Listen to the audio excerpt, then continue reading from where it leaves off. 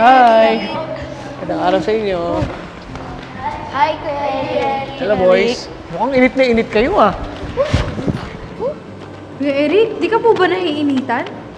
Nainitan din, tinitiis ko lang. Kuya Eric, ba't ganun po yung panahon? Ang init. Summer po ba? Hindi po ba bare month na, Kuya Eric? Dapat malamig na po yung panahon.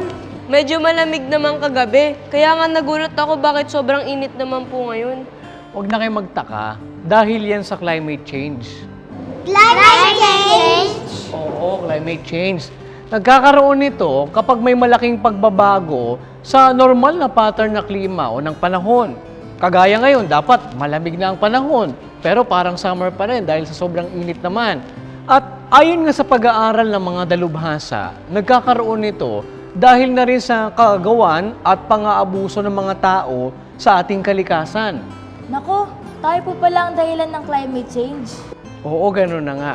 At tayo rin naman mga tao ang nag-iisip ng paraan para mapigilan ito. Kagaya ngayon, ang ating gobyerno ay nagpatupad ng isang batas at ito ay upang i-celebrate ang National Climate Change Consciousness Week para mabigyan pansin ang climate change dito sa ating bansa.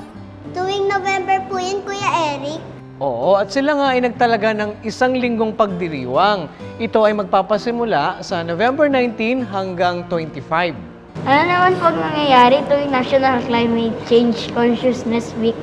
May mga activity po ba na ginagawa sa pagdiriwang na ito? Aba, marami, Bensi. Yan ang pag-aaralan natin ngayon. Sa linggong ito, alamin natin ang iba't ibang bagay tungkol sa climate change. Sa Biblia po ba may nakasulat na iba't ibang klima? Aba, syempre, Diyos ang gumawa nun eh. Basahin natin ang katunayan sa Aklat ng Awit sa 74 at 17. Iyong inilagay ang lahat ng mga hangganan ng lupa. Iyong ginawa ang tag-init at tag-ginaw. Oo nga po, no? May tag-init at taglamig at pareho po itong ginawa ng Diyos. At yan ang ating verse of the day.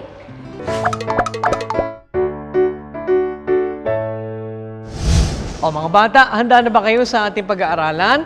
Aalamin natin ang iba't ibang activity sa pagdiriwang ng National Climate Change Consciousness Week at ang kahalagahan nito. At yan ay sa pagbabalik ng KNC Show! Sige pa, init na init na.